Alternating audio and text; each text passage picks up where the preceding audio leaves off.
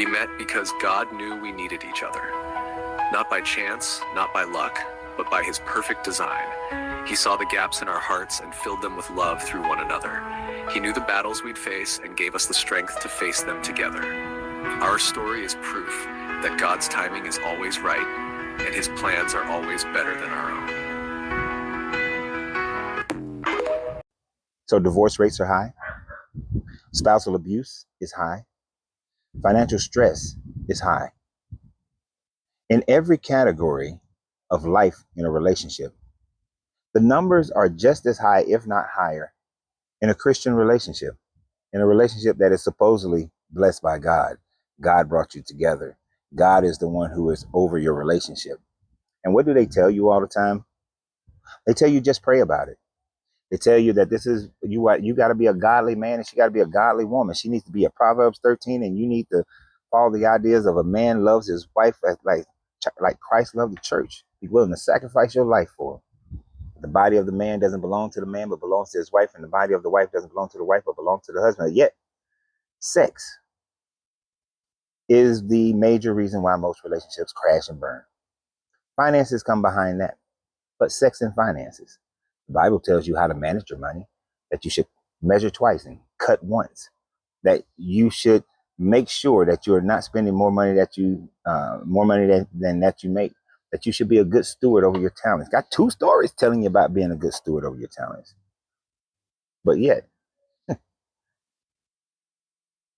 Christian marriages have a higher divorce rate and experience just as much, if not more, spousal abuse than any other relationship.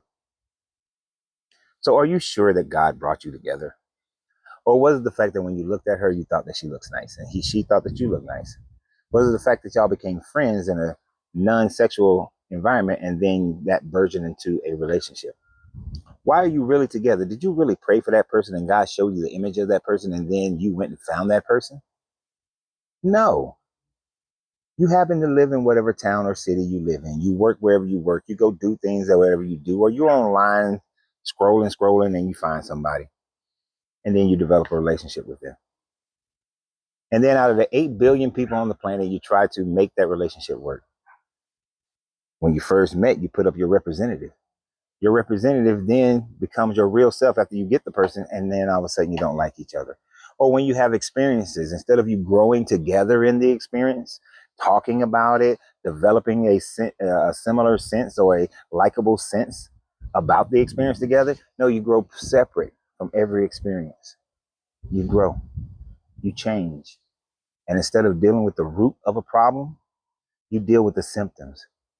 Oh, he or she cheated on me. Why? Are you going to deal with just the issue of the cheating, or are you going to deal with why the cheating happened? What made that person so unhappy in the relationship that they went and stepped outside the relationship? What happened?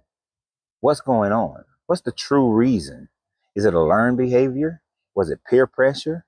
Was it something missing in the household? Was there something missing emotionally? Was it the fact that everybody's stressed out and they just want to relieve some stress?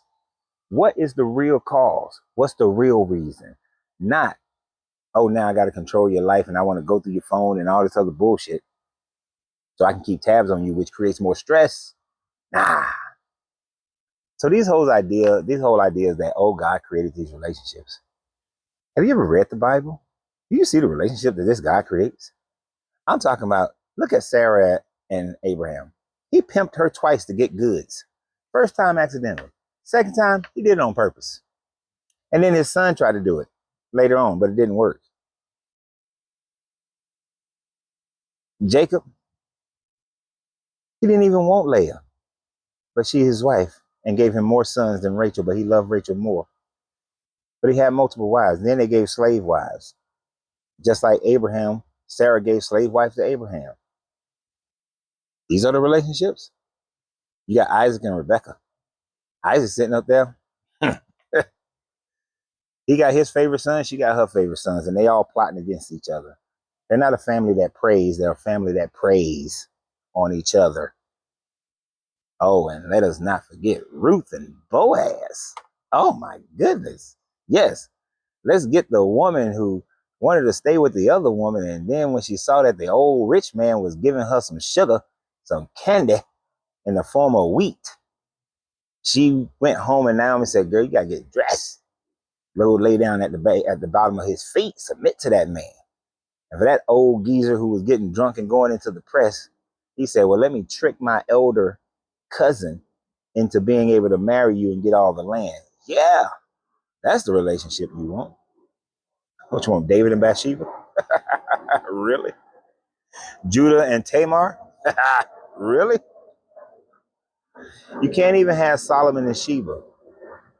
She was embarrassed based on her dark skin, and then that was just a temporary booty call in the first place. So you can't even have that one.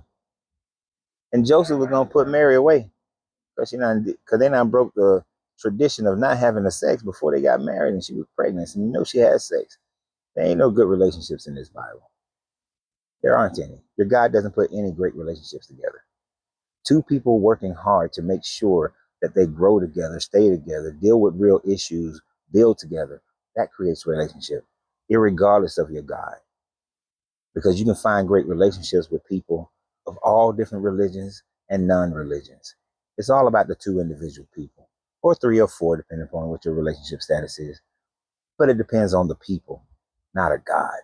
So always remember, you have to free yourself to be yourself because your greatness is non-negotiable.